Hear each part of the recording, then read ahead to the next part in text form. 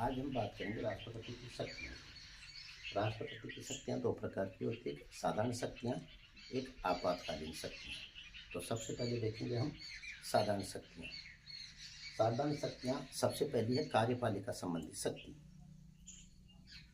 आपने देखा था अनुच्छेद 53 में कि संपूर्ण कार्यपालिका शक्तियाँ राष्ट्रपति में निहित होती। किस अनुच्छेद में है? 53 में संपूर्ण कार्यपालिका शक्तियां राष्ट्रपति में निहित होगी। और अनुच्छेद 74 में कहा गया है कि राष्ट्रपति कार्यों में सहायता और परामर्श देने के लिए एक मंत्रिपरिषद होगी। तो राष्ट्रपति अपनी संपूर्ण कार्यपालिका जो संबंधी कार्य हैं वो मंत्रिपरिषद के परामर्श से करता है, प्रधानमंत्री के परामर्श से करता है। जैसे 42वें संविधान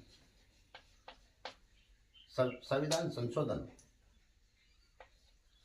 1976 में 42वें संविधान संशोधन 1976 में कहा गया है कि राष्ट्रपति अपने संपूर्ण कार्यों के लिए मंत्रिपरिषद के प्रति बाध्य होगा, मंत्रिपरिषद के कहे अनुसार कार्य करेगा। लेकिन 44वें संविधान संशोधन के द्वारा इसमें कुछ परिवर्तन किए गए। 44वें संविधान संशोधन द्वारा ये कहा गया कि राष्ट्रपति अपने कार्यों के लिए मंत्रिपरिषद के लिए बाध्य तो होगा, लेकिन एक बार किसी भी विधेयक को पुनर्विचार के लिए वापस लौटा सकता है। पहले तो क्या था, मंत्रिपरिषद कोई भी विधेयक पारित किया उस पर अनुमति या हस्ताक्षर देना आवश्यक था। लेकिन 44वें संविधान संशोधन के द्वारा ये व्यवस्था की गई है कि राष्ट्रपति एक बार पुनर्विचार के लिए किसी भी विधेयक को संसद में वापस लौटा सकता है। ये किस व्यवस्था के तहत किया? 44वें संविधान संशोधन के द्वारा। ठीक है। अब कार्यपालिका संबंधी शक्तियों में सबसे पहले देखेंगे अपनी नियुक्ति संबंधी। तो सबसे पहले राष्ट्रपति क्या करता है? प्रधानमंत्री और मंत्रिपरिषद के सदस्यों की नियुक्ति करता है। जितने भी संघ सरकार के पदाधिकारी है उन सबकी नियुक्ति राष्ट्रपति द्वारा की जाती है। तो सबसे पहले प्रधानमंत्री और मंत्रिपरिषद के सदस्यों की नियुक्ति करता है। इसके अलावा संपूर्ण राज्य में राज्यपालों की नियुक्ति करता है, उच्चतम और उच्च न्यायालय के न्यायाधीशों की नियुक्ति करता है, संघ लोक सेवा आयोग के सदस्यों की नियुक्ति करता है, वित्त आयोग के सदस्यों के अध्यक्ष और सदस्यों की नियुक्ति करता है, महान्यायवादी की नियुक्ति करता है, नियंत्रक और महालेखा परीक्षक की नियुक्ति करता है। तो संपूर्ण पदाधिकारियों की नियुक्ति किसके द्वारा की जाएगी? राष्ट्रपति द्वारा की जाएगी। राष्ट्रपति नियुक्ति करता है, लेकिन ये नियुक्ति मूल रूप से बेसिक बात है, ये प्रधानमंत्री के परामर्श से ही करेगा। नियुक्ति करता तो राष्ट्रपति है, लेकिन ये किसके परामर्श से करेगा? प्रधानमंत्री और मंत्रिपरिषद के परामर्श से करेगा। तो कार्यपालिका संबंधी पहली है महत्वपूर्ण पदाधिकारियों की नियुक्तियां करना। इसके अलावा इसकी दूसरी कार्यपालिका संबंधी है, ये विदेशों में भारत का प्रतिनिधित्व करता है। विदेशों में भारत का प्रतिनिधित्व करता है। और तीसरी शक्ति हो गई, ये विदेशों के साथ संधि या समझौते राष्ट्रपति के नाम से किए जाएंगे। इसके अलावा ये कुछ सदस्यों को मनोनीत करता है। जैसे राज्यसभा में 12 सदस्य मनोनीत करता है, लोकसभा में 2 सदस्य एंग्लो इंडियन समुदाय के मनोनीत करता है। लेकिन ये 2020 से इस व्यवस्था को, एंग्लो इंडियन व्यवस्था को समाप्त कर दिया गया। तो 12 सदस्य राष्ट्रपति राज्यसभा में मनोनीत करता है। तो ये इसकी कार्यपालिका संबंधी शक्तियां हो गई। अब देखेंगे हम विधायी शक्तियां। संसद का अभिन्न होने के कारण राष्ट्रपति कुछ विधायी शक्तियां भी मिली हुई है। जैसे ये संसद का सत्र बुलाता है। पहली शक्ति है संसद का सत्र बुलाना और उसका सत्रावसान करना, लोकसभा को भंग करना समय से पूर्व। संसद का अधिवेशन प्रारंभ होते ही सबसे पहला अभिभाषण देना, भाषण देता है सबसे पहले। बजट प्रस्तुत करवाना,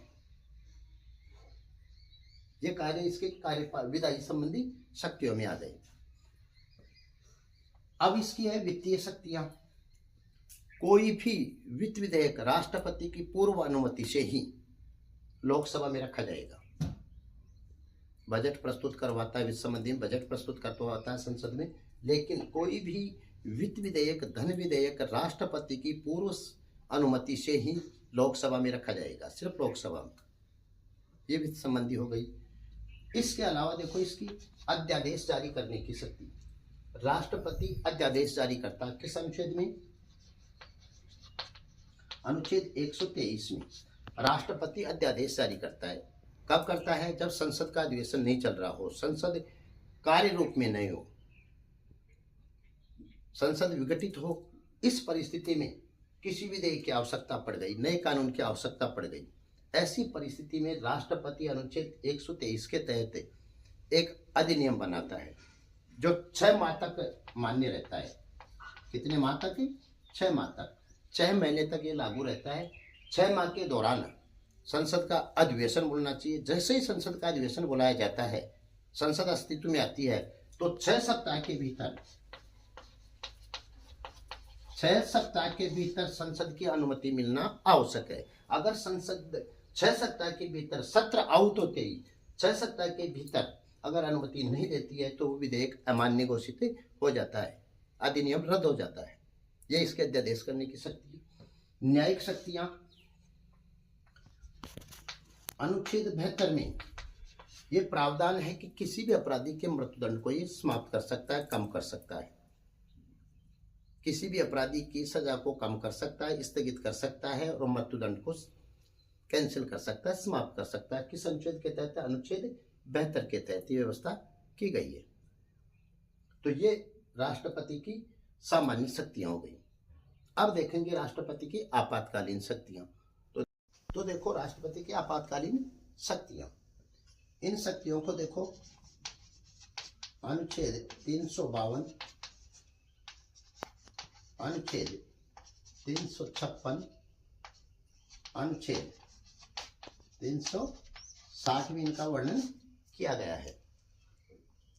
अनुच्छेद 352 में कहा गया कि युद्ध, बाहरी आक्रमण, बाह्य आक्रमण, युद्ध, बाहरी आक्रमण और सशस्त्र विद्रोह, सशस्त्र विद्रोह होने की स्थिति में राष्ट्रपति भारत के कुछ हिस्सों में या संपूर्ण भारत में राष्ट्रपति शासन लागू कर सकता है। प्रारंभ में आंतरिक अशांति शब्द,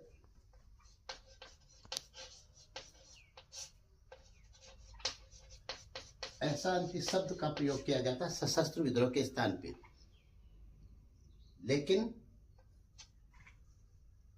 इसको हटाकर अब इसके स्थान पर सशस्त्र विद्रोह रख दिया गया है। तो ध्यान रखो, युद्ध, बाह्य आक्रमण और सशस्त्र विद्रोह होने की स्थिति में राष्ट्रपति संपूर्ण भारत या देश के कुछ हिस्सों में राष्ट्रपति शासन लागू कर सकता है, आपातकाल की घोषणा कर सकता है। अब तक ये 3 बार हुआ है। अब तक अनुच्छेद 352 के तहत 3 बार किया जा चुका है। कब कब? 1961 में जब चीन ने भारत पर आक्रमण कर दिया, 1971 में जब पाकिस्तान ने भारत पर आक्रमण किया और 1975 में आंतरिक अशांति के नाम पर। तो 3 बार अनुच्छेद 352 के तहत आपातकाल की घोषणा की जा चुकी है। अनुच्छेद 1961 में, 1971 में और 1975 में। चीन के आक्रमण के समय 65 में भी आक्रमण हुआ, लेकिन उस समय ये पहले वाली जो आपातकाल की स्थिति थी वो लागू थी, इसलिए दोबारा 65 में लगाना नहीं पड़ा। पाकिस्तान ने जब किया 1971 में पाकिस्तान के आक्रमण करने पर और 1975 में आंतरिक अशांति के नाम पर 3 बार अब तक ये लागू किया जा चुका है। अनुच्छेद 356 के तहत राज्यों का संवैधानिक तंत्र अगर विफल हो जाता है तो राष्ट्रपति उस राज्य में आपातकाल की घोषणा कर सकता है। राज्यों के संवैधानिक तंत्र के विफल होने पर, अर्थात राज्यों का शासन संविधान के नियमों के अनुसार नहीं चलाया जा रहा, तो ऐसी परिस्थिति में राज्यपाल को लगे कि हाँ शासन के अनुरूप कार्य नहीं हो रहा, तो राष्ट्रपति उस राज्य में आपातकाल की घोषणा कर सकता है। अब तक ऐसा लगभग 110 बार हो चुका है। कितनी बार? 110 बार हो चुका है।